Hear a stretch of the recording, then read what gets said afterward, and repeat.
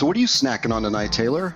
A glass of Stranahan's whiskey with some ice, or on the rocks, as they say in professional bartender terms.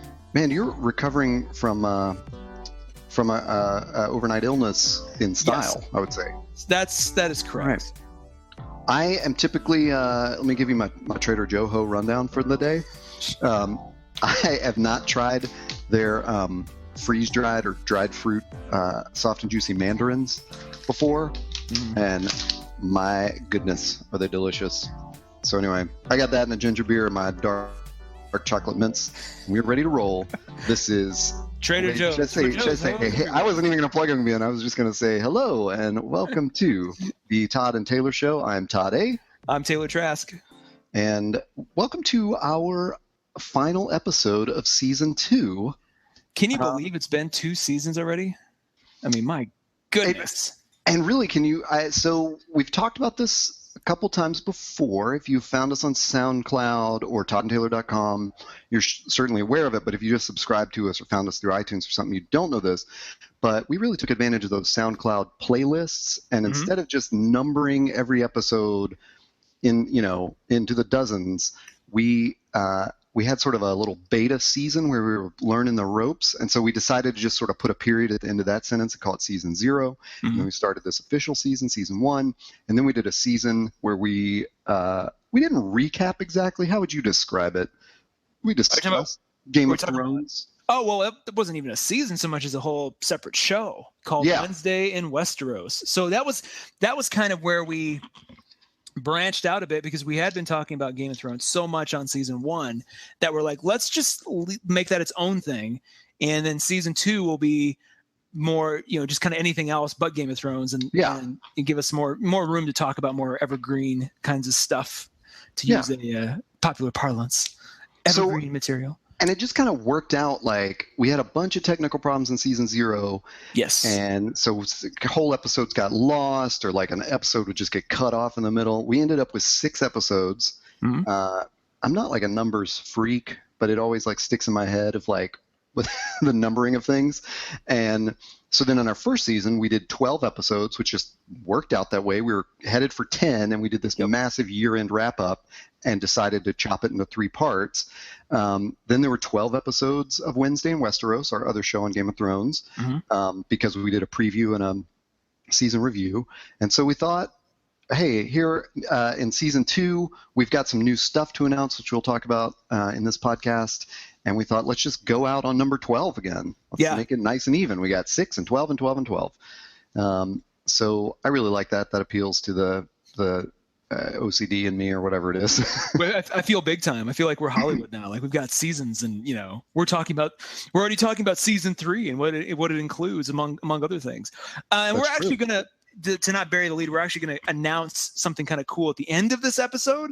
So if you're anxious, just fast forward to that. But before that, no, don't fast forward. It's going to be scintillating conversation until then. Scintillating. We're going to talk about Trader Joe's. We're going to talk about King Soopers. Oh, let's not turn people off. They've gotten their Trader Joe's fix for the evening.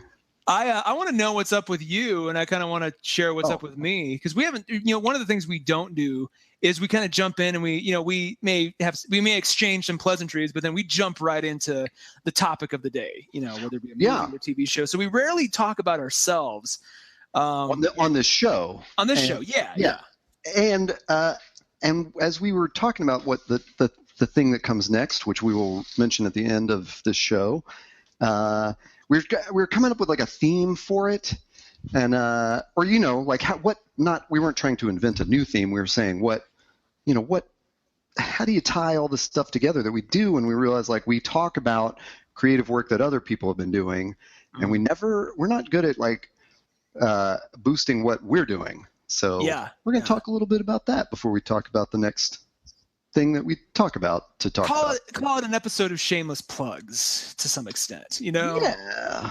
I would, hopefully not shameless. Well, I don't know. I'm pretty shame-filled. Shame-filled. Okay, shame-filled. Somewhere on the shame spectrum, there's going to be some plugging going on. Yeah. Let's. I'm curious about you though. So like. Okay. We can start with me. Yeah, start with you. What I know you. For those of you who don't know, Todd is a rather prolific writer, author of many things, books, blog posts. You've actually put out several books. I have. At this point, one of which I have on my shelf. I'm looking at it right now. But you're working on a new one as we speak. Yeah, it's. I think there's probably a big theme here we could develop over many episodes, which is that how do you actually get long work done? And the last long work I got done, like where I finished it, is probably that book that I believe we have actually mentioned on the show a couple times, which is Good, Simple, Open, which is a book I wrote about work and how to make it better. Which I will say, and I'm not just saying this because I know you or that we're friends. I try to be pretty objective when discussing other friends' work. If you like the writings of Seth Godin, you will like Good, Simple, Open. It is very much kind of in that family, but it's not like you went and just ripped off his writing style. It's very much your style, but it sort of encompasses a lot of the things he talks about a lot. Even the form factor is very friendly and very accessible and feels very, it's not a marketing book that talks down to you. It's very much let me take you on a journey kind of book. And it's if you have a Seth Godin book on your shelf, this would fit very nicely beside it. Then I say that when I have Purple Cow right next to Good, Simple, Open. So nice. Yeah. Well, and I like when people have not read it but may have read other work, philosophy kind of books. I don't know if that's the right word, but it's not like a business book. It's not like how to be a more effective manager. But I always liken it to the books that the Base Camp crew writes. Yeah, there you go. Written Getting Real, which they wrote back when they were 37 Signals. Basecamp is a project management software. And they're not 37 Signals anymore? No, they are officially Basecamp is the name of the company. Oh, interesting. They kind of spun out their other products. 37 Signals they were a web agency when they were called that had developed this for internal use and then ended up selling it, blah, blah, blah. I could go down that rabbit hole. But they wrote Getting Real and they wrote Rework, which is amazing, and Remote, which is about working remotely. And those were definitely like a big inspiration to me. I mean, that was kind of the form I saw of Good, Simple, Open was emulating those to an extent, although I've been keeping the blog for Good, Simple, Open since 2009. So it all kind of developed out of that. So that was a long work where I quit a job and I was doing freelance work, but I had that freedom to go sit in coffee shops for hours at a time and write this thing out. Also, it didn't have to be written in a particular order. So I just had a list of like, these are the topics I'm going to cover. Were these all like venting, like blog posts that you were just angry that day? I'm going to write about this. Or was this just kind of something that evolved as it went along? Well, there had been like lists of chapters that had been developed over years because I had these two friends that were like, you need to write this as a book. And so I always kind of had this loose structure to it. They weren't really venting blog posts. I mean, I did think at the time, like it did feel like I'm really putting a positive spin on all this stuff, all these like work difficulties and how to make it better. And I hope that was kind of the vibe that came out of it. But yeah, I could write it out of order because it wasn't like a narrative book. So I could just sit down and go, okay, today I'm going to write about, micromanagers and just write like a quick, because they're also real quick chapters. So it could be just, I could get stuff done quickly and then get back to my freelance work. And as everyone who does creative projects knows, when you're in a full-time, like 9-to-5 job, it is freaking difficult to get big shit done. And so right before I recently took a full-time job or left like the total freelance life to have a little bit more structured full-time workiness stuff.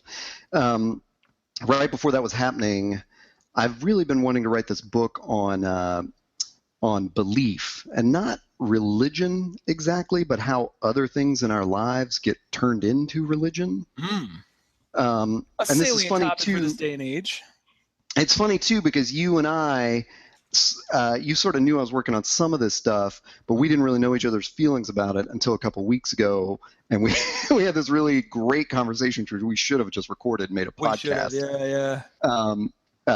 where you hipped me to the Sam Harris podcast, and we talked about Ono, Ross, and Carey, which is another podcast on Maximum Fun that I really enjoyed. And by the way, quick shout out for that show, Ono, Ross, and Carey. At the very least, go download their like 7-part series on Scientology. They go and enroll in Scientology for a period of time, and then basically come back and report on it week to week. And it's, if you've seen Going Clear, it's kind of a nice companion piece. So you get Going Clear, and then you get people who are kind of researching it from the beginning, like as newbies. Yeah, and not exactly not exactly objective, but not really judgmental about it. Yeah, they didn't go in like, we're gonna fuck you over and expose you to the world. They're like, Going Clear already did that. We're just gonna go in and report on what we see, and what we see is what we see. It's like that's all you can basically ask for. So that being said, they kind of were treated very, they were kind of welcomed in until eventually you'll learn that as the podcast gains in popularity, Scientology doesn't quite appreciate that. Yeah, so eventually they Google them. Yeah. Yeah. So, I've been keeping notes and had things in mind of like how can I write about belief and stuff like that. And so Glenn Beck said something super crazy back in March. It was March, right? Where he was endorsing Ted Cruz for president, and he quoted a Mormon prophecy about the apocalypse and related it to something George Washington had said. And it's a crazy, crazy speech to me. It's only it's not delivered in a crazy way. It's not like you hear it and you go, well, that guy's nuts. Like you don't hear it like it's a conspiracy theory explaining to you how Dave Chappelle is giving secret Illuminati signals during his stand-up routines, which I've also watched on YouTube. You watch it and you feel like it's this patriotic speech. But once I started to pull it apart, because I had heard the thing about the Mormon prophecy, so I went and looked it up, and and then it's like, and then to find out how he asserts this context of how Ben Franklin and George Washington were having this conversation, and George Washington knew, like, and that's where he inserts the words of the prophecy in there, and I'm going, so my brain just went, I got to look this up, and in the course of doing all this research into this, I realized like this is how I want to write about belief. I want to take these things that sort of influence people in some way. In this case, I think Glenn Beck's politics influence his religion. I think it's a circle jerk all around. I think that's probably a good way to put it. But we're definitely sort of given the picture sometimes that people's, by religious people, that their religion should naturally influence their politics. And in fact, I think in my piece I quote Rafael Cruz, Ted Cruz's father, is saying something like that. That of course your religion should impact your politics, and but what's really fascinating to me was you find out that like it's kind of working the reverse for Glenn Beck and for Rafael Cruz, because there's not a lot of what do you want to say, like supporting material for the religious part of it, and when you start looking in the historical part of it, it all kind of collapses. The story that Glenn Beck tells, I couldn't, and granted, I'm not like a academic, super academic by any means. I'm not trained in that research or anything. He's counting on that, by the way. Well, I know, but it's pretty easy to find sources for all the quotations that he uses, but in none of those sources are Ben Franklin and George Washington in the same room when this conversation between them supposedly happens. And then the quote that Washington says about, he says this thing about, well, we need a place where the good and wise men can, the honest and wise men can repair. And even that part, that's not in the same, that's related by someone else who said that George Washington said that, who doesn't put Ben Franklin there. It's like he's playing a game of telephone with all these historical, patriotic quotes. And, and the Mormon religion is fascinating to me because it is a wholly American religion that sprang from the mind of one person. Yep. And when and I realize just by saying that I worded that poorly for people who might be Mormons, they're going to think that's argumentative. And I didn't necessarily mean it that way, but that's probably the tone of my book is like, I'm kind of being argumentative. I'm kind of poking people, but it's not a snotty book. Anyway, so I wrote this thing, and I honest to God thought I'm going to write 2,000 words on this because I'm a writer and I count words like that. So that doesn't mean a lot to many people, but I thought I'm going to write 2,000 words. It's going to be a long magazine article. And I wrote almost 10,000 words. Damn. And I was like, okay, so I'm going to put this out as a Kindle book. Was that just in one sitting, or how did you? Oh, Lord, no. Okay. I worked on this for like weeks and weeks. There's like super intense research into this. I mean, everything I say, I try to back up with a quote. I cited books and videos and articles and, just like glossaries and thesauri, or not thesauri, but, encyclopedias and things like that, so I can just provide any context for anything I say, because like I said, I'm not really trained in it. So I don't, I just wanted to cover my bases. Mm-hmm. So I wrote this, so I ended up being so long, but I loved the experience of it. And I thought, you know what, here's my book on belief. I'm just going to write 5 pieces of about this length and I'm done, so I'm going to put this one out on Amazon Kindle. It's just, and that's how I'm going to write them. I'm going to write each 10,000 word article, put it on Kindle. And then when I'm done with all 5 of them, I'll put them all together in one book, and that'll be it. Now with each 5, are they a different religion, or are they all focused on this Glenn Beck sort of? Oh gosh, no. It's not necessarily like by religion. It's more about what the thing that we believe leads to. Okay.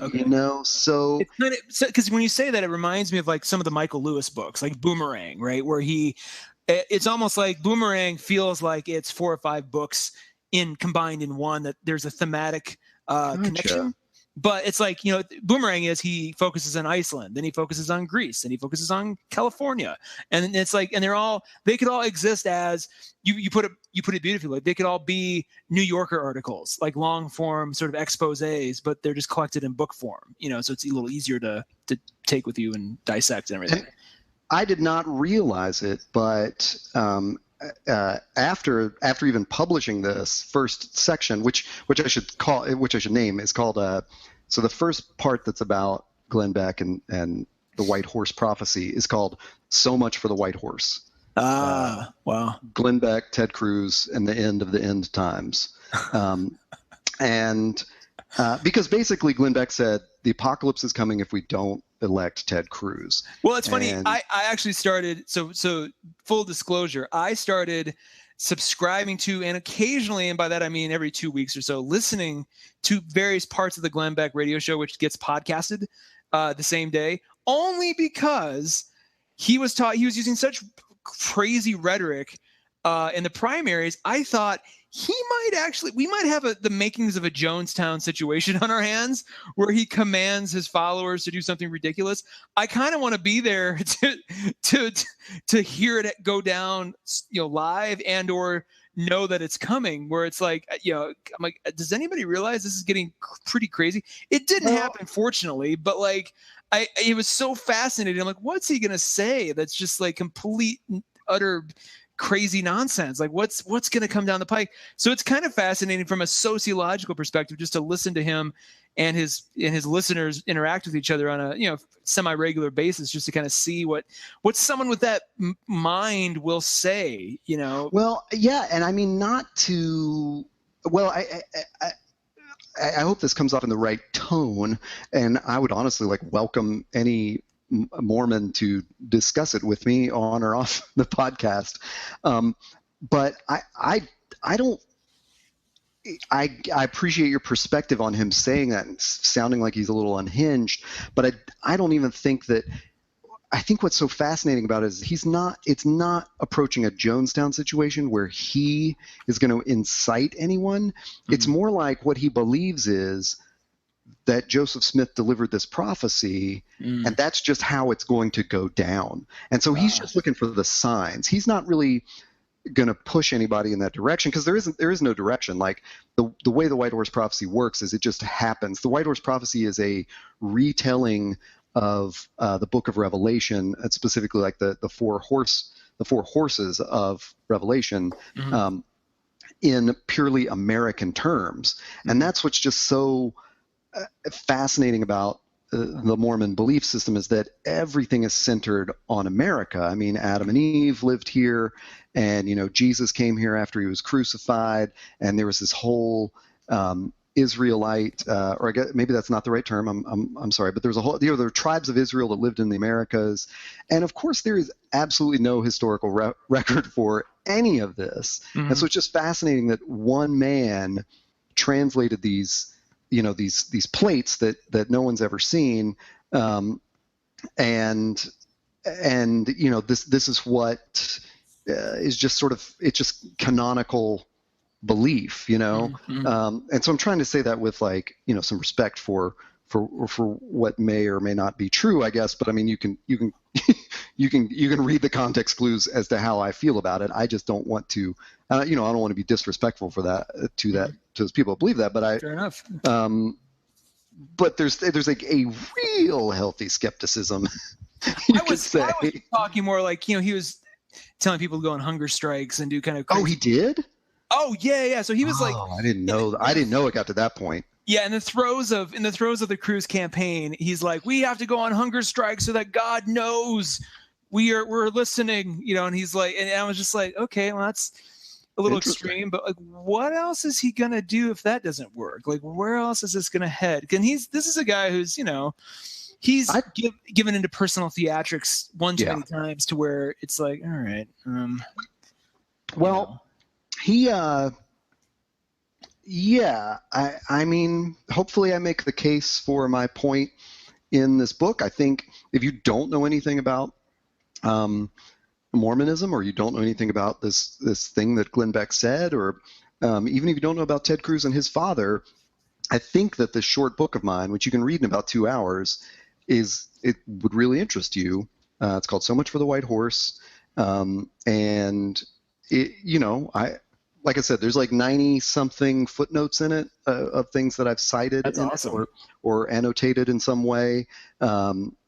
And if you get the Kindle, it's interactive. You can only get the Kindle. I didn't make a print version, so it's interactive. So like when you, and it's awesome too, how it works on every different Kindle, because I've formatted several Kindle books at this point. But this one, when you hit a footnote, it jumps to the notes section, so you can read the footnote. Then you tap that number again, and it jumps right back in the text where you were. So it'll keep your place. So I wanted it to be really interactive, like so that you can jump back and forth. On my Kindle Paperwhite, when you press a footnote, it doesn't jump you to the end. It just opens the footnote like in a little modal window on the Paperwhite, and then you can dismiss it. So you can open up the footnote, follow the link there, and watch a video or read an article or whatever supporting material I've given there. Anyway, I really enjoyed the process of researching and writing it. Especially because it wasn't based on like preconceived biases that I may have held, I don't think. It was really about me putting together a lot of things that I'd read with what was going on in a current event. And then I wanted to mention this. So like a couple months after I put it out, I put it out in June, and just last month I read Saints and Sinners by Lawrence Wright, who wrote Going Clear, the book. And I had not known of this book. It's from 1992. And he structured it exactly how I had thought to structure a book on belief, which is it's 5 big chapters, or I think his is actually 6, but his is he goes and meets a religious leader or an atheist leader or Anton LaVey, and writes a whole chapter about that person's like background and sort of his own personal searching for faith and stuff like that. And that is a fascinating book. And that's called Saints and Sinners. And so that's what I'm hoping to structure mine like. And to put all that together, I made a website, which is beliefandnot.org. And so I got a little blog on there where I can kind of update, the things I'm reading. I wanted to make it a pretty transparent process, because that's what worked for Good Simple Open was, keeping a blog of all these ideas to write about later. So that's awesome. That's what I'm trying to do with. What are the other? You said it's gonna be like 4 or 5. Do you know what your other sections are gonna be, or your other mini? I am fairly sure that I'm gonna get something I don't want to announce it right now, because I know after I wrote this, it shifted the whole focus on how I was outlining everything. Mm-hmm. And so then it could change. Right. And then as I approached the second story, and really got into making notes about it, it's kind of shifted a couple times, but I'm fairly certain that the next story is going to be called The Belief in Bullshit. And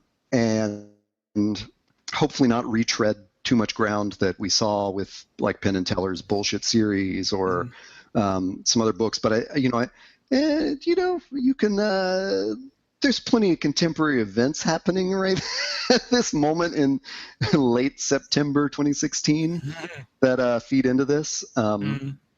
So I'd really like to get that out before the election. Awesome.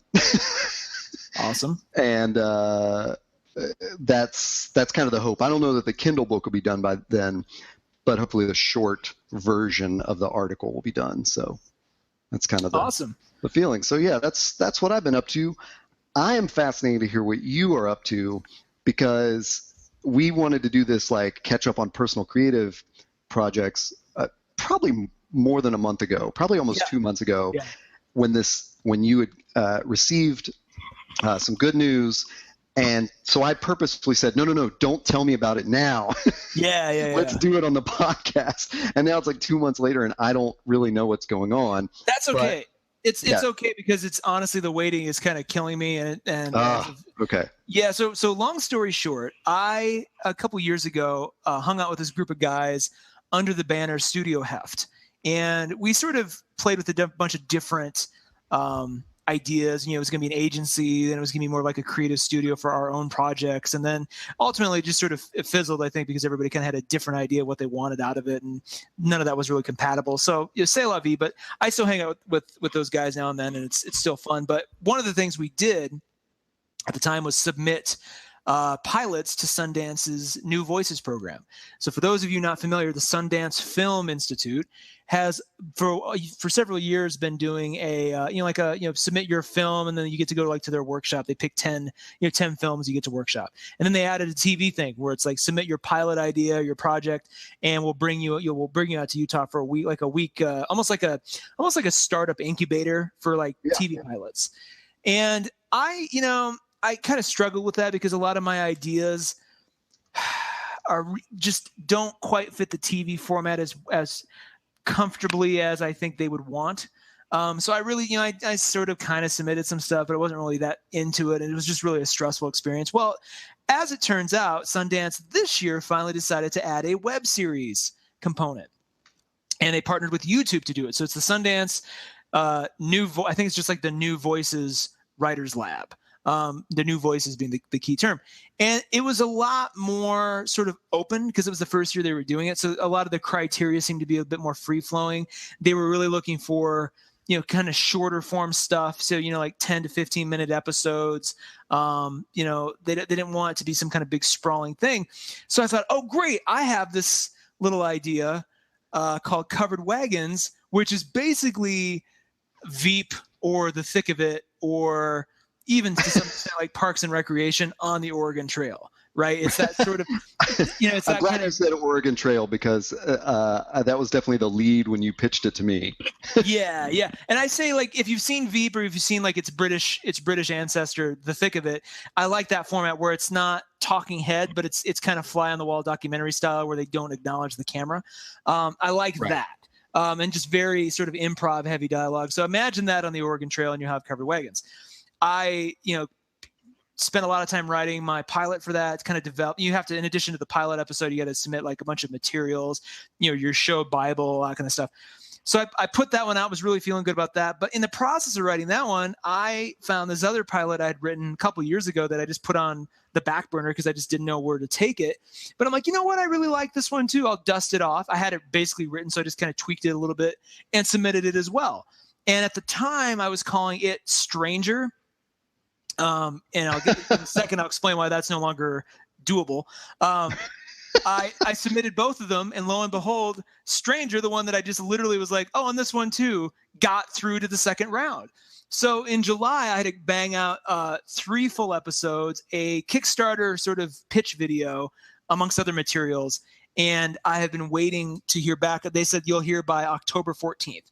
So since July 20 something, I have been just waiting, and I'm guessing they have to go through everything. They have to, once they whittled it down to however many were in the second round, they have to go through everything. And my guess is they're picking a class of 10 that sort of have, a very diverse sort of set of ideas. So, it's not going to be all comedies, or it's not going to be all, I'm sure to some extent they don't want all just white guys either, so there's probably demographic sort of criteria along with just creative criteria. So hopefully, I feel like what I submitted for that was pretty strong. My video, I kind of rushed my video, which, you could, if you know where to find it, you can see it on YouTube now. I probably won't share it publicly, just because if when we actually, what's cool about this is we're making this web series regardless, right? So if I get in, I'm going to get some more tools and some networking clout to kind of make it better. If I don't get in, I'm like, no harm, no foul. We're still making it.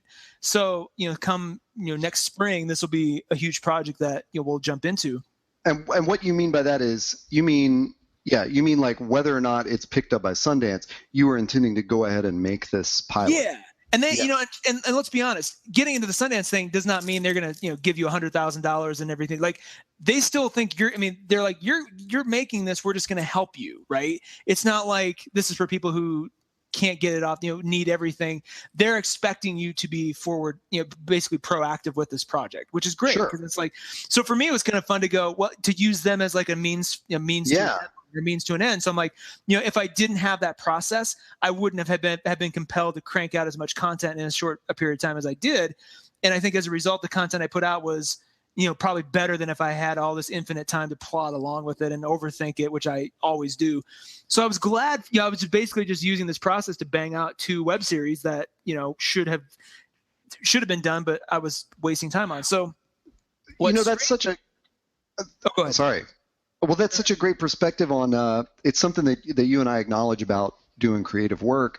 And I think it ties into what I was saying about like having a day job and trying to get the big stuff done afterwards, which is when you do have sort of an infinite amount of time, you're gonna fiddle with it an infinite amount of time. Yeah.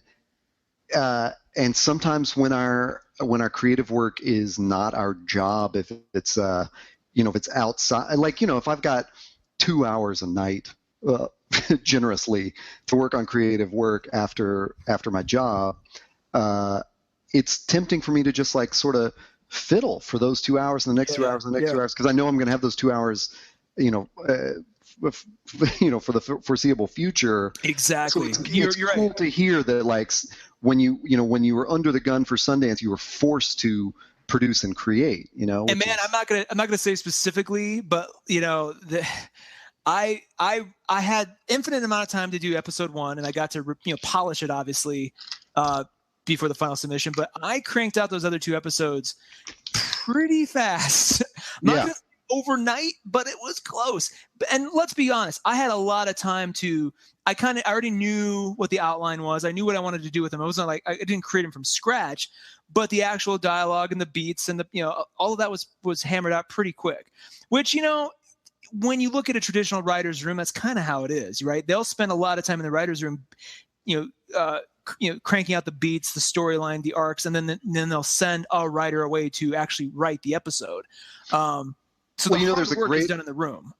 Yeah, I was going to say, I think you and I have talked about this before. There's this Woody Allen, supposedly a quote from him that I always appreciate, where he says, like, all the writing is done before you sit down at the typewriter. Yeah. So I had a lot of time. I had hours in the car to think about it and decide if it's a good idea and actually workshop it with some of my writing friends here in Denver.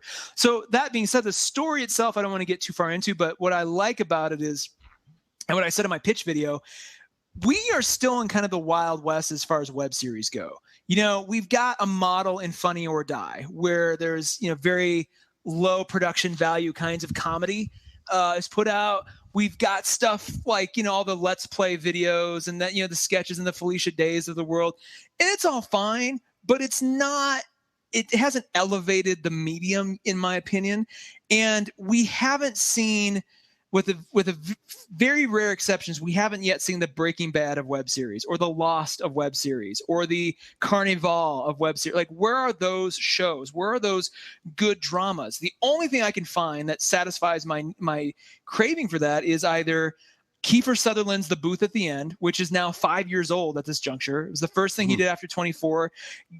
Oh my God. If you want a good short sit, I think it's 5-10-ish minute episodes. So it's basically like all put together. It's like a little hour episode of TV. It's amazing. It's Kiefer Sutherland and it's John Hurt. And Kiefer Sutherland plays an assassin who goes into a church to have a confession, and John Hurt is the priest. And oh my God, it's brilliant, and it's perfectly captures sort of it's low budget, but it doesn't look terrible. There's a lot of high, the writing is really good. The other one though, and this is kind of my spirit animal for everything web series that I will write forevermore, is The Booth at the End. Again, 5 years old, I think, at this juncture. If I am remembering correctly, The Booth at the End was created originally to be on TV and just was never picked up, so they converted it into a web series kind of last minute. The episodes themselves are about 20-ish minutes, I think, for that TV length. I think it was originally produced for like Canadian TV too, and so it wound up on Hulu, kind of sight unseen, and I discovered it, again, 5-6 years ago. Fell in love with it. It is literally a guy in a booth at a diner, and these people come and visit him. So it's one location. They can literally plant the cameras and just change the time of day. And these people come and explain. The whole conceit of the show is this guy in the booth has this cryptic journal, and people come to him asking for something like, I want to be pretty, or I want my husband not to die of cancer, or I want this woman to love me, or or I want to be rich. Any number of requests. And he goes through his journal, and you never get to see what's in the journal. You just know there's some cryptic writing and diagrams and shit, and he writes in it occasionally, and he tells them what they have to do to get the thing they want. So if you want to be pretty, maybe the thing you have to do is help 5 people. If you want your husband to survive cancer, maybe you have to detonate a bomb in a public place.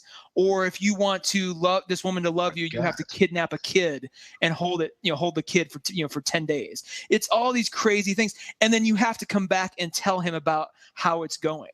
So it's brilliant. It's brilliant in that they get to they don't have to spend money on any of this stuff. They just have to hire actors who can come back and tell a convincing story to Xander Davies, who plays the man brilliantly, I might add.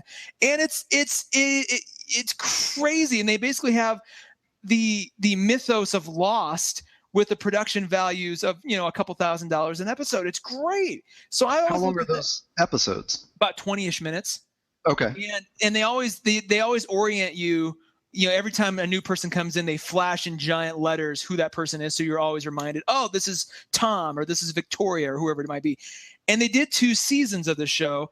And season 2 ended on such a massive cliffhanger that they just never produced any more. So you finish season 2 going, oh my God, because they kind of give you a big hint as to who the man is and what what the mythology actually is. And you're like, oh, and then they just never finish it. So I always kind of looked at that like that is how you do a really compelling web series and kind of a mystery sci-fi drama, but on a web series scale and budget. So my little series Stranger it owes a lot spiritually to that. Go ahead. Now to recap, so on Stranger, you've written 3 episodes for it? I've written 6, but I submitted 3. Okay. That's all they asked for. Cool. But my season 1 is meant to be 6 episodes, and I'm kind of thinking I like sort of everybody kind of who's done web series well. 6 kind of seems to be the go-to. You get a nice good arc, a nice beginning, middle, and end, and it's short enough where again, if you aim for that 10 to 12 minute per episode time length, when you add them all up, it's about 60-ish minutes. So it kind of feels like you can watch it as like a little movie or a full episode, full hour of TV. So you had also said that that the name might be problematic. Was that what I took away from that? Let's be honest. The name fits the series, but I wasn't in love with it. But since then, not only has at no time did I know Stranger Things was coming out, but Doctor Strange was obviously in production. one of my new favorite comic series, Strange Attractors, was being written. And I'm sure there's like 5 or 6 other things with the word strange or stranger in them. So that obviously has to go, because it's just, all the comparisons are going to be, I can't say anything against them. And I know there's a better name for this story. So I'm hoping the Sundance people go, I hope he's not keeping the title. Like Sundance, if you're listening, I'm completely open to changing the title.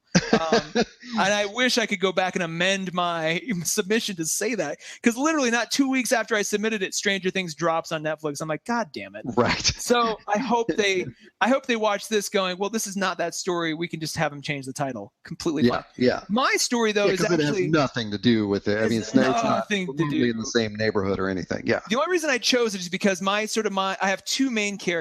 There is a bartender who people will come to and they'll kind of confess their problems. And every now and then the bartender will tell them where they can find a man who can solve their problem. So the opening episode it's kind of cool. I cut to a guy who's running through the streets of Denver, and you cut back and forth between him in present time and him the night before talking to the bartender, and the bartender's explaining to him what he needs to do. And all these people are in search of a man in black who has the ability to basically send them back in time to solve whatever problem they have in their life. So maybe it's a guy whose wife has left him because he cheated on her, or maybe it's a guy who started getting into drugs and kind of a life of crime and missed raising his daughter and wants another chance to be a better person. Maybe it's a woman who wants to go back and relive her. She doesn't want to cure her husband or son or whatever it might be, but she wants to go back and relive the last year of their life because she was kind of a shitty mom or a shitty wife, right? And so it's all these people who have problems, much like in Booth at the End, but they get to go back and try again. And the man in black, who can never be touched, he has all these rules about what you can and can't do with him. He gives them kind of that ability to he questions them and everything. So it's kind of, again, I make no mistake about it, is very much, I owe a lot sort of thematically to Booth at the End, but I take it in new and interesting directions. Yeah. And I've got, for example, spoilers kind of, one of the characters that you meet is a Muslim woman named Fatima, whose brother basically does a terrorist bombing, and she kind of gets blamed for it. So she wants to go back and solve that problem. So there's a lot of, and it gets really deep and crazy and interesting. All the meanwhile, you're like, who the hell is this bartender? Who the hell is this man? What is their relationship to each other? Are they gods? Is it time travel? Are they in the mafia? Like, what is are they aliens? What is it? As each episode unfolds, you get a little bit more of that. Now, is it too spoilery to ask you, do you know what they are? I absolutely know what they are. Yes. Okay. I didn't for a while, which is funny. When I first started writing it, I was like, well, it could be in any number of things. But the more I wrote it, the more I'm like, oh, no. It has to be this for the whole story to make sense. So right. And I am not going to tell you at the end of season 1, you're going to get a big glimpse, but you're not going to know until, if I make more seasons, that will, by the time the whole show is done, if I make let's say 3 seasons, you will definitely know what it is. But, in the meantime, the mystery is part of the appeal. These characters are part of the appeal, these people that go and meet the man and what their lives end up being. And then you start to see, a character from episode 2 might pop up sort of in the peripheral of episode 3. You're like, oh, there's the guy from episode 2, and this is what happened to him when he went back in time. Oh, cool. There's all kinds of things that start to weave together. So I'm hoping they look at it as kind of a unique, go at a web series, and especially they're partnering with YouTube. So they want new and interesting things to elevate the format. I'm hoping they look at this in that way. And, so if I were one of those powerful web video executives that we always hear about, what would you like? And you're pitching me. Yeah. And I ask you this question, I want you to answer it as though I'm that powerful web video executive from Crackle or CISO or whatever. Don't underplay that too much. You know what? I'm saying this seriously. They're up for Emmys, weren't they? I feel like even though it's still the Wild West, I feel like web series has lost most of its sort of like baggage in terms of branding. You know, yeah. Much like online let it be dating known, I am not mocking web series like how like in an internet shaming way. I know. Mocking but I'm saying for those out there who might think of web series like as a dirty word thing, like Bret Easton Ellis of all people has gotten money to write and produce and direct a web series, and it occurred to him as it occurred to me, years before. We've entered this sort of time in visual storytelling where the movie, the TV show, the Netflix show, and the web series, and I'll even throw in the Snapchat story, are all legitimate mediums to tell a story. And there's no, I think people have gotten a lot less precious about, well, a movie is the truest form, or the TV. I think it's all one giant equal playing field now, and it's simply a matter of which sort of time constraint best suits the story you're trying to tell. And I just think we need more stuff on the web series front, but that's just a matter of time. Like we were saying that, I mean, good Lord, look back 3 years ago, that's it. Netflix had 2 original series. They're going to have 128, I think, this year. They're putting $1 billion into it. 128 original series in 3 years. That was, so imagine when YouTube and their partnership with Sundance is indicative of this, when YouTube and Crackle and all these places start to spend some serious money developing talent and developing properties, you're going to see as for web series, what we've seen on Netflix and Amazon Prime and Hulu and all these other things. So I hopefully, with or without the Sundance thing, I want to at least put something out there that's, from a narrative fiction standpoint, can sort of further that genre along, or further that medium along. So sorry, going back to your question, if you're a Crackle executive. Oh yes, I forgot I hadn't even asked the question. What do you need Crackle. to? Yeah, I'm Brian Crackle, head of Crackle. Inherited the business from my father and his father before him. We've been on the web for hundreds of years. That's right. What do you need to make this series? What's nice about, we'll just keep calling it Stranger for the time being. What's nice about it that actually I think I'm almost glad they chose this and not Covered Wagons, because Covered Wagons would have cost more to make. Like I'm going to need $20,000 to make Covered Wagons.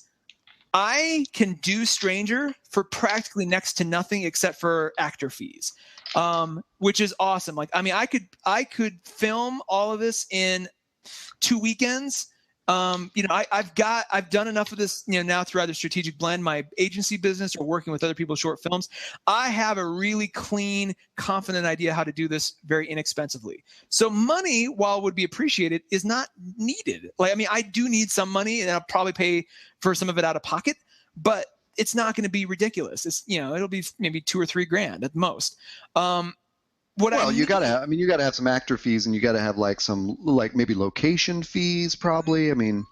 What are you seeing for the location? I think I can get most of my locations for free. I think the only thing I'm going to need to spend some real money on is just equipment rental. And not even a lot there. A camera, some lenses, and maybe a Movi rig or a Ronin. I have everything else I need. I already own a good chunk of gear that I could just use. Like lighting I own, my B camera I own. There's a lot of stuff I own that we could just use already. Well, and with stuff like web video series, obviously a lot of people who have the time and resources for it are pushing the 4K video. But is that really is that something that you would go for, or would full HD be So good question. Full HD is more than enough. The only reason I would, if I could get a camera that did 4K, I would use it only to future-proof what I was filming. Sure. There could be a time 3 years from now where the only way to, like YouTube's gotten so good, or we've gotten so good at pushing video, 4K just needs to happen. Otherwise it looks dated. I would want to have, right now, 1020p is more than fine. It's for a web series, it's exactly what we need, but I'd want to future-proof it. I think the only thing I really need that would make a difference, and the reason this Sundance thing is appealing to me, is it's getting made regardless. What they're offering is a platform that would raise the attention paid to it by audience members, but also by industry people. And that's kind of what, if I can get that, it will give it so much more launch, runway to actually launch on. which is nice. And I want the ability to do this in a way that gives me a season 2 and also gives me the ability to, eventually produce Covered Wagons and produce other web series or films or whatever. If I get in a nice groove where I'm doing web series and I'm making ad money or sponsorship money off them, and I don't ever make an indie film, or I don't ever make like I would be fine with that. I have any number of ideas that would work just as well as a web series than they would as a film or a short or a TV series. It'd be fun to play in that sandbox, but I'm not one of those people that's like, well, I'm just doing the web series and it's kind of this throwaway thing because I really want to do a movie. Maybe 3 years ago that would have been my mindset. I am perfectly fine to carve out a really good career writing and directing web series that are of a certain quality. That's so good to hear, because it's also something that you and I haven't directly discussed with each other, but I think we're both on the same page where, so last year in season 1, I believe it's episode, I'm speaking of season 1 of the Todd and Taylor show.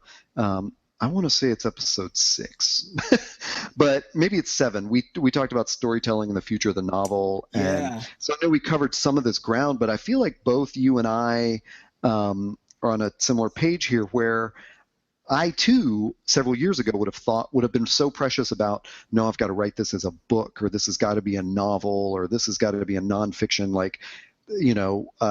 exploration that's this long, and it's got to cut. But now I just feel like, I feel like it's sort of like an internal liberation of I'm not worried about that stuff anymore. It's episode 7 of season 1, by the way, of the Todd and Taylor show.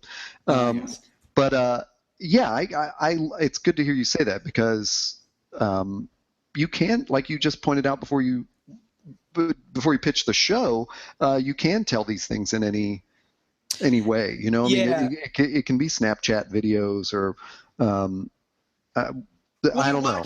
And you watch what people 25 and younger are consuming, and they just don't care.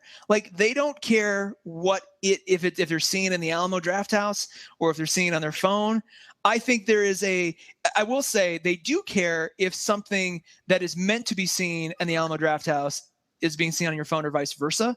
I think as long as it's appropriate to the medium, they don't care. There's not this web series is a lesser form of art than a movie. That is gone for anybody under the age of, I'll just say under the age of 30, but definitely under the age of 25. And then the same thing applies to to books. I think a really well done blog post is just as relevant as, a 300-page business book. As long as the information is being, if the 300-page business book is chock full of amazing stuff, great. But keep in mind, a lot of business books, even now, are written or were written from a standpoint of, well, we have to fill at 300 pages because that's what we need to fill that slot in the bookstore. They were almost written by design to be that format, that length, that to fill that space in Barnes and Noble. And I mean, we pointed out last year, look at the album. It used to be that it used to be that shitty bands got to make an album because they had lucked out and written one good song. And record companies were like, well, we can't sell one song, so let's put you in a studio. You record 10 shitty songs and your one good song, and we'll make people pay $20 for the CD, and you'll be a success. And that's how it worked. And then when the internet came along and made it really, really simple to distribute single songs, a ton of those bands took a hit, but it also changed the way that the people making music delivered it. I mean, now we're living in this sort of crazy Uber producer world where, the 4 or 5 producers probably have their hands in 95% of the hit songs. So really you're still hearing albums. They're just albums from producers sung by different robots and stuff like that. But anyway, my point being, they're delivering, we deliver that media in a different way. I mean, I just tweeted at you this fan film that is fucking gorgeous. And without the internet and, affordable ways to produce and distribute this, wouldn't even exist. It's not that it would exist in some other form on a video cassette. It just literally wouldn't even exist. The the medium and the tools and the delivery are all kind of communicating with each other. Like, we're in a real good sync here. I don't know. Yeah. Well, it's for me, it's like the full, I mean, again, go listen to episode, was it 7 you said? 7. Yeah. We get into a lot of great conversation. We get into a lot of juicy stuff. In fact, we should do a greatest hits playlist that includes that among maybe the final episode of Wednesday in Westeros. That like we can do like a little an EP, if you will, of our favorite episodes. But I think it's Chris Anderson kind of had it right with the long tail. I think there's something that he got wrong there that's been proven wrong over the course of time. But what he got right was sort of this laying out of the digital landscape as kind of the great equalizer in terms of, everybody can create content. But I think what was more sort of relevant was you don't have to have a movie in a theater seen by X amount of people to be considered a director now. You don't have to have a novel in Barnes and Noble to be an author. You can do, you can do exactly what you're doing by putting out small little short form books and then recollecting them again to make a real book. And every one of those is just as valid as the other. You know what I'm saying? So it's like that. We've kind of hit that finally. And I don't know exactly where customer preference shifted, or if just enough younger people got brought into the ecosystem to not care. Maybe it's all of the above. It's kind of a cool place to be. And it's cool where, again, maybe that's where Sundance was like 3 years ago. Well, the web series is kind of a lesser art. And now it's like, well, shit, YouTube's dropping millions and millions of dollars and channels are making millions and millions of dollars. Like, let's actually try, let's try to make, again, and no disrespect to the Felicia Days of the world and all that. Like, that's fine. There's relevant, and even like the rocket boom, of 10 years ago. Like, remember that? Like, there's any number of things that are just fine. But I think there is a massive opportunity to do higher quality, good drama on the web series medium. Anyway. Well, yeah. I mean, lest it be misconstrued that we are criticizing those people. I think mostly what we're saying is they were the pioneers. Yes. And we're not judging sort of what the future can be by what it, like Yacht Rock on Channel 101, I think that's what it was called, was one of my favorite things, in 2005 or whatever. Yeah. But it looks like crap. Like, it looks like it was, I mean, part of it was supposed to be intentionally look kind of crappy, but it's hard to show that to someone and go, look how genius this is, unless they appreciate the nostalgia of it. But at the same time, we have to, I mean, it was only years later that I found out that was a Dan Harmon. He had something to do with that channel, and it's so I understand what you're saying, even if I'm doing a terrible job at explaining it right now, but to me, it's like the joke of online dating. I just listened to this episode of Flophouse, which is another Maximum Fun podcast where they exclusively talk about movies that were terrible and flopped. And they talked about this. They made a movie. Let's not get sidetracked on this, but they made Lacey Chabert is in a movie called Christian Mingle, which is basically like a commercial for the website Christian Mingle. And on this episode of Flophouse, they were talking about how in the movie, everyone acts like meeting people, like dating people through dating sites on the internet is so freaking crazy. And like, so they're all giving Lacey Chabert like, oh my God, you're meeting people through the internet?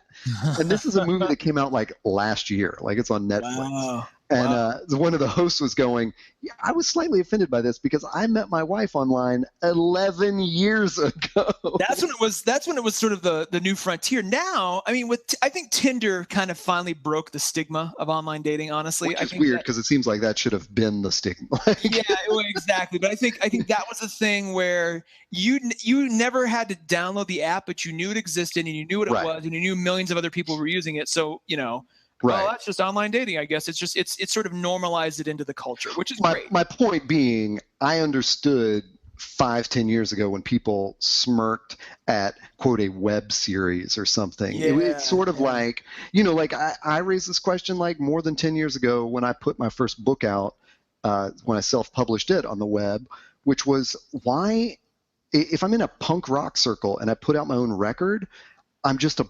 DIYer. Like I'm just a punk rock do-it-yourself guy. But the writing industry, like the literary industry, had such a problem with that. They still in 2016 like have this whole like shame-based thing of talking about vanity publishers. No, we're just doing it ourselves. We don't need you gatekeepers anymore. What's so weird about that is that Cory Doctorow has been around for how long now and has put out how many books by himself? And it's he does have a publisher. I mean, he has several publishers, actually. Yeah, but he's done a lot of indie stuff. I mean, he launched as a brand off of Boing Boing, you know? So it's like, here's a blog that he and his friends started that just happened to get popular when blogs were getting popular, and had an audience, and he just started putting he leveraged his independent publishing into a broader deal, but he still is, you know, he still is a kind of a self-made brand, so to speak. In a lot of respects. You think that authors or just the industry look at him and go, well, it's possible to have a career, and this isn't just some sort of like flippant thing, you know? Didn't that 50 Shades of Grey lady? I mean, I'm not saying that that's like quality literature, but it's like, you know, there's Twilight fan fiction. I mean, the industry sneers at the people that they're still raking in money from. Yeah, exactly. You know, so if you're going to publish that kind of crap that came out of like, you know, like internet forums, then you can't sneer at like legitimate, serious works. And it is my larger point being, it is the same with web video and web video series. The time to sneer at them is long past. They are, you know, just as interesting and well made as you know, the best stuff out there, and they're much better than a lot of the garbage out there. Yeah, exactly. I think what we need, and this is a podcast for another day, but we need more services, more companies that are devoted to filtering through everything. You know, and again, 10 years ago, Peter Gabriel, of all people, started a company called The Filter that was meant to be this. It was just 10 years ahead of its time. I think they ended up selling it to some other company because they did develop some technology that was really useful, but they could never get the consumer play going or the direct-to-consumer player just because it was way too ahead of its time. I mean, this is well before Spotify, well before Netflix. Like that, we need that now. Like if I can type in, like I need to go to a site or a service, I type in Stranger Things, and it builds for me a custom playlist of other media that I would like. So you're talking about like filters and like curation, really, of that. Or if it's like, if I like Cory Doctorow, give me like, and maybe there's a smart playlist of books like him, but also who he hasn't like. I want to know who he's reading that he likes. That he's like, if you like the way I think, you will like these other authors. Like that would be cool to see too. Like Seth Godin kind of does a lot of that himself, but I want to see that at large for everybody else. You'd think we'd be swimming in companies and services and apps that do this, and I just haven't seen them. It's weird. Well, it brings up a problem you and I discussed that I wrote sort of a column on this. So I write a weekly music column for a service blog called songcast.com. And I just write about music making. Which, full disclosure, happens to be one of our clients. My little agency I run, Strategic Blend, is actually, and I'll just long story short, they were using a blog author and that sort of run its course. So when I knew they were looking for something new, we tapped Todd, and it's worked out really well because what you're writing is, again, this is going to sound like just a giant circle jerk podcast, but seriously, like the stuff that you submit every week, and Mark and I, you know, we treat it like we're editors of a magazine. We're like, well, you know, it's really great stuff, and you actually come at it from an indie artist perspective. Thank you. I wasn't trying to turn it into like a circle jerk in that way, but I appreciate it. I was going to be coy about it to make the larger point of, I wrote an article that you and I had discussed about, like when we talk about those paradigm shifts happening, and one of the things being, we don't need any more, like we've basically solved distribution on the internet, and we've solved production in certain ways. I mean, there's always improvements to be made, but what we need are those middlemen, the like marketers who are going to go find the stuff that's already being independently created and amplify it to a larger audience. And it seems like that to me, and I'm a little outside that, but I interact with it every day. It seems like that's the thing that hasn't quite caught up to the production and distribution future that we're in. Whereas it's like there's plenty of marketing places that want to take money from indie authors, for example, and help them market and build their platform and stuff. And it's like, no, the platform's already built. It's called Amazon. Yeah. I just think that's the weirdest thing to me when people talk about building an author platform. I'm like, the author platform's built. It's there. I can blog on Amazon. I have an author page on Amazon. All my books are on Amazon. I can pull in separate RSS feeds. People can follow me there. By the way, customers trust the reviews on Amazon more than anywhere else. So, and they own Goodreads. They bought Goodreads. So it's like, what else do you need? So exactly. We don't need to keep reinventing that wheel. We need those people that are interested in marketing and hyping and stuff to reduce the friction there. Stop getting their money. I think reverse the business model a little bit. Stop taking the money from the creator to hype themselves and instead amplify creators across like a curated network or something. We've seen it. Have that cost, in the sponsors or whatever. We've seen it already in comics. Again, one of the beautiful things I love about my resurgence and interest in comics is that so many lessons that other media industries can learn have already been fully explained in comics. Imagine, if you will, if Penguin decided to start an imprint and they call it, something new and interesting that actually has a meaningful, maybe it's called just riffing off the top of my head, I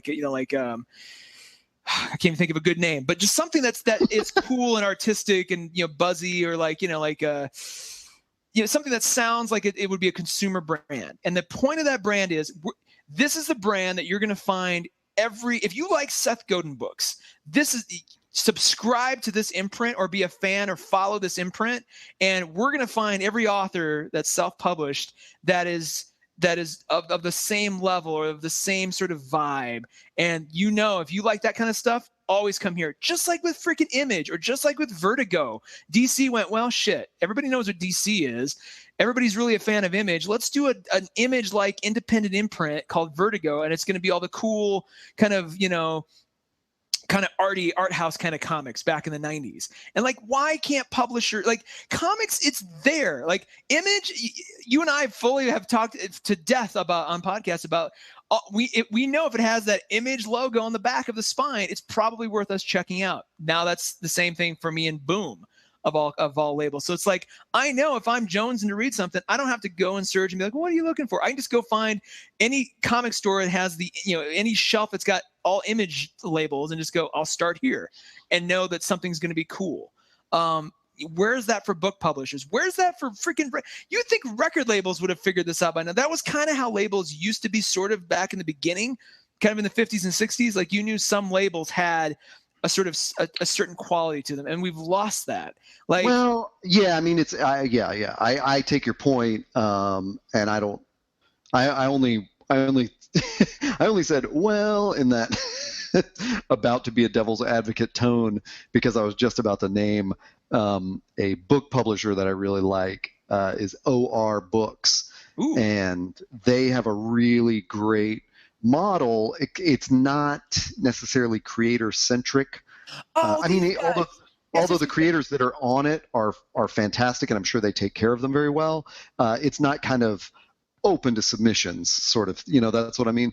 But but it is. They are print on demand, so they don't have to carry a full warehouse, but they have shopped out and designed these books that are so superb. And I mean, I've handled a fair amount of print-on-demand books, including my own, but also friends and just other ones I've picked up and stuff like that. And the OR books are just superb. I love them. They feel so great. They ship them to you. They're always wrapped in a paper wrapper. So you open the envelope and then there's just a plain white paper wrapping on a book that's really neat to open it up like a little gift every time. Although when I opened my last one up and pulled out a shirtless cartoon painting of Donald Trump, I was not exactly thrilled with that image, but that was what I ordered. So, but they publish really interesting titles, and like Image, because this was the thing I was going to bring up with Image Comics, is they don't distribute through the main warehouse being Amazon, but they will give you the title in the ebook format of your choice. So if you buy the ebook of Trump Unveiled, you can decide, like, I want to download the Kindle version or the PDF version or the iBook version, and Image does that too. And I think that's just such a great end run around digital distribution, is say, like, you just come to our website, you order whatever you want, paper or electronic, we got the format for you. So, nice. Well, I stand corrected. I want more of these kinds of things. I agree. That's the only reason I went, well, because I agree. Like, there are people who are doing it right, and I just want more of them. Well, it's a great so it's kind of set up a nice little segue. Let's talk about what you and I are up to moving forward. Sure.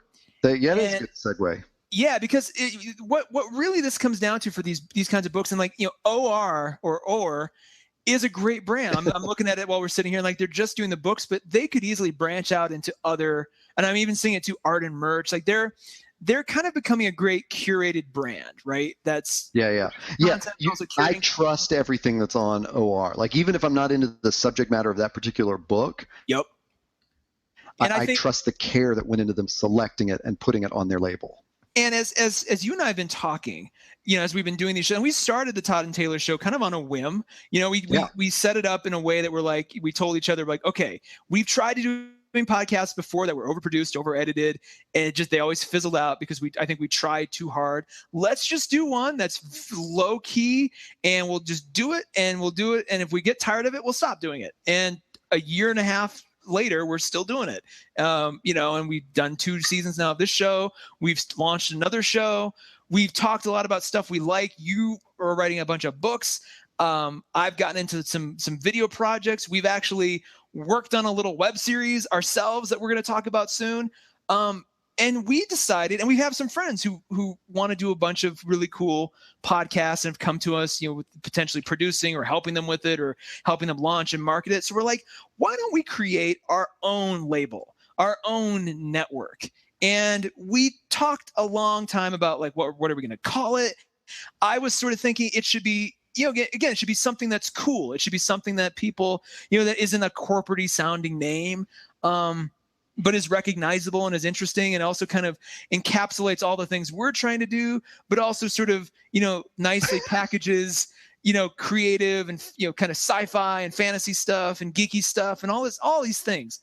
So many considerations. So many ideas. How the hell are they going to do all that? How could they possibly label all this stuff? And I'll tell you, it took a while, but we found a name, because a lot of the brand names we came up with were already either used or were prominent, YouTube channels, or existed in some other mainstream way that would be hard to contend with. Of all the things we tried, we came up with one. And this is sort of us unofficially announcing. I think officially announcing. This is officially announcing. This is we're going out on season 2 and announcing where we're going in the future. And drum roll, please. What we decided to call it is There. I love after that build up. So wait, how do you spell there, Taylor? Do you mean like they are? THERE period. And the official domain name is going to be there.network, because not .net. Not .net, .network, because you can buy cool domain names like that now. So we're setting up home on their.network. It's going to house the Todd and Taylor show. It's going to house Wednesday in Westeros. It's going to house new podcasts that you and I are creating as we speak. One of them being a cool 80s show that's yet to be named. Let's talk about that. So we have not named it, but we have recorded our first episode. Yes. And because this episode of Todd and Taylor show, you will hear before this as yet unnamed, which you can now go to their.network, which is there, THERE. Taylor said that, but I kind of spoke over him. And we'll just put up a blog post and say, hey, name the show, even though we'll probably already have it named by then. But so it is the premise of this is that you have several times mentioned movies that allegedly were released in the 80s, but I have no memory of them. It's bizarre. You and the rest of the population claim that movies like Willow and Labyrinth, Flight of the Navigator, Return to Oz, that these are actual movies that everybody was into, but I didn't see them. So anyway, we have a podcast where Taylor and our friend Fia Novak, who guest starred on two of our Wednesday in Westeros episodes, Fia and Taylor try to jog my memory and describe these movies from the 80s to me that I've missed. And anyway, so that's one of our new podcasts. I'm sorry, you were on such a great flow, and I interrupted you. And have made no mistake, made no secret about developing an American Gods podcast, which is actually going to be called American Gods Cast. I'm going to probably launch an episode of that in the trademark. Trademark. I'm going to probably launch an episode of that in the next couple weeks. And then when the series actually starts, we're going to run it very similar to Wednesday in Westeros, but detail every American Gods episode. And it'll be interesting because I have read the book, love the book. You have not, and I have not. Yeah. I do own it at this point. I own it on my Kindle, but I have not read it. And so we did have some discussion off air over whether, so I think we're going to do a preview episode where I go in not knowing anything, and then I'm such a nerd about books over TV shows that I will probably actually read the book before the TV show. Fair enough. That would be interesting to have you, because it's settled in my mind for so long that having you read it and watch it kind of in close proximity will be interesting to see how you take certain things. We're also, we're actively reaching out to friends. Maybe you're listening now and you have a podcast you want to do. We want to be in the business of producing and marketing your show. There's going to be shows that we feel are good fits and some that aren't. So, as we talk to people about that, we'll figure out what that looks like. But, in addition to that too, Todd and I have been talking about this, at some point, all of Todd's books would be nice, or at least some of them would be nice to come out under this label. I think you and I have ambitions to do our own comic at some point, whether it be writing or co-writing, or each of us do a separate one that could go out under this. This is really, there is going to be a really cool label for a lot of stuff. That is our vision. Yes. Yeah. All centered around, and it's going to start with podcasts, but it's going to branch out into other stuff slowly but surely, and just kind of evolve into this cool collective thing that deals with creativity in some way, shape, or form. I put a question in our notes. I believe you answered it on this other thing that we may or may not announce right now. I think it's worth talking about. Oh, I kind of teased it just a a little bit earlier, but we're one of the. But we should just say what we've done already. It's just finished, but it's been done. One of the things, so it's going to start with podcasts, but soon, very, very soon, back in March, we actually filmed a web series where we go. A web series. Ugh. Those stupid things. Those things. They're not going to be around in years. No, we actually, and we did it really quick, and we have 3 episodes basically in the can where we go to different comic book shops and profile them.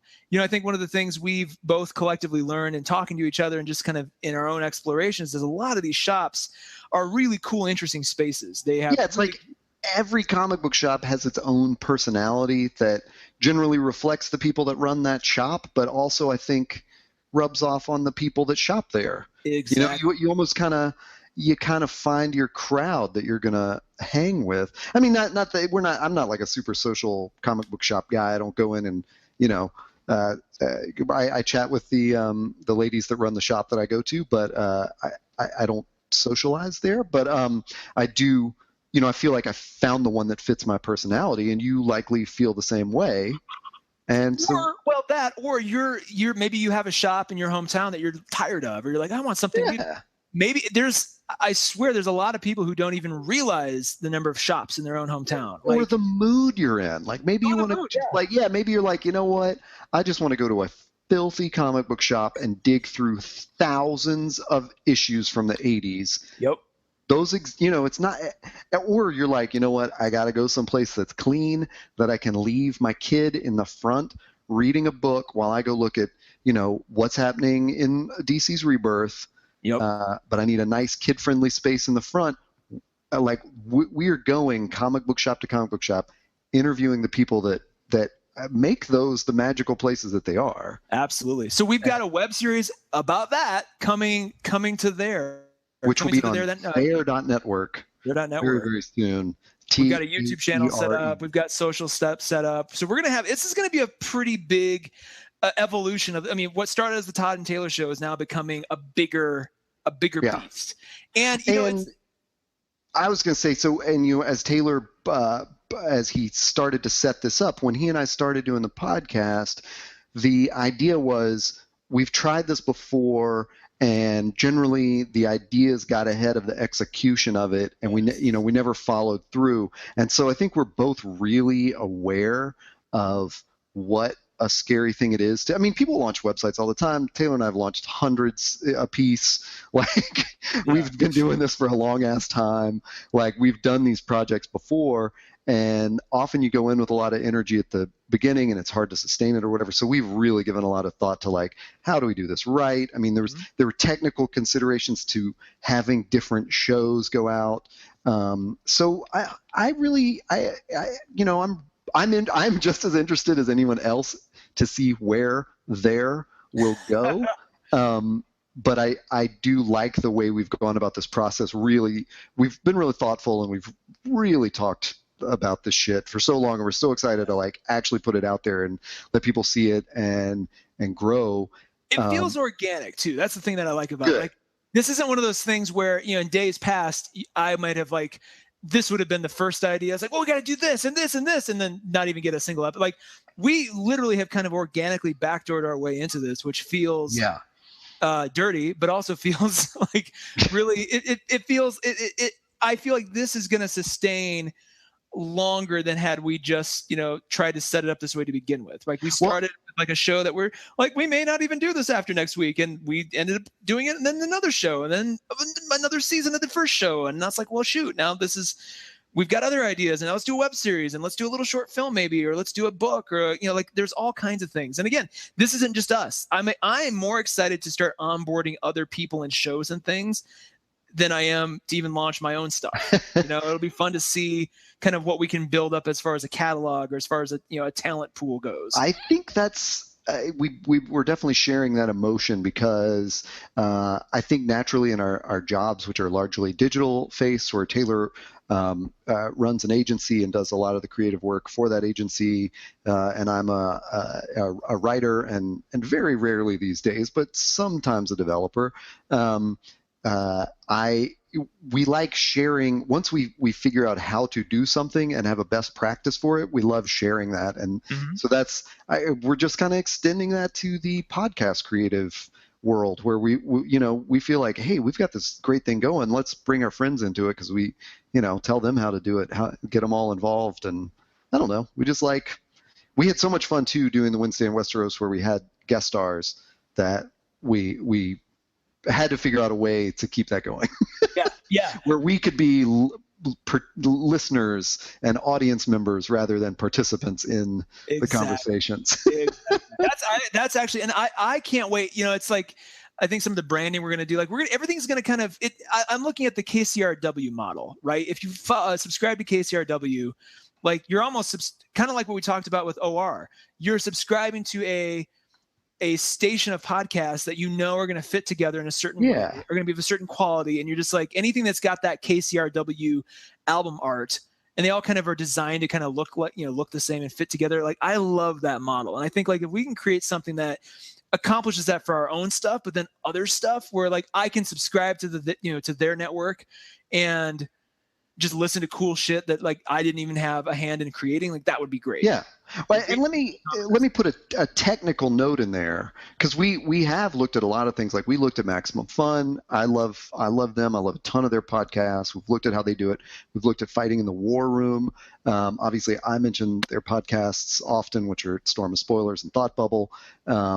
Or those are the two that I listen to the most. They also have a Fighting Roaring cast that I don't listen to that much. And gosh, who else did we look at? We looked at, like, Nerdist and Geek and Sundry and all these others, and kind of tried to figure out how we would do it. So my technical note is, you and I really have loved our experience on SoundCloud, and we are although we're going to rename the account, so there's a potential that current subscribers may have a little hiccup, but we will remain on SoundCloud. Every single episode will go out on one account on SoundCloud. Yep. So, like, we would love it if you downloaded the SoundCloud app and found us and subscribed to us on SoundCloud, and that's just, and kept it going, like, on SoundCloud. You'll get every single episode we put out. But for those people who might just be into American Gods Cast or might just be into Wednesday in Westeros and don't necessarily want to hear the Todd and Taylor show, those are all going to be separate feeds that you'll find through iTunes and Google Play and Stitcher and they will be separate shows that you can subscribe to and have different album artwork. So if you want to subscribe to one or all, SoundCloud will be the big feed of everything. The mothership. We'll still have playlists. You'll still be able to find specific shows very easily. It's we're going to continue to organize it as we have, but you'll be able to subscribe. Each show will kind of live on its own in the regular podcasting world too. So that'll be cool to see. Yeah. So hopefully we've buttoned up all the details. There will be more details to come, I'm sure. We're still as of the recording, we're still putting the final touches on. So when you've heard this, the site will hopefully have been launched or almost be launched if you're listening to this a week or two after we recorded it. But I'm excited. This will be fun. We'll be talking about this for a while. So if you miss details, if we miss details, I'm sure there will be future episodes of this show and other shows where we continue to talk about their network. It'll be great to launch season 3 of the Todd and Taylor show, and throughout that season kind of recap what worked and what didn't and what we're changing. That can kind of be our editorial show of what's not working for there. How are we going to change this? Because there's a lot of little nitpicky details and stuff that we've been juggling. What we should do? Note this just for future reference.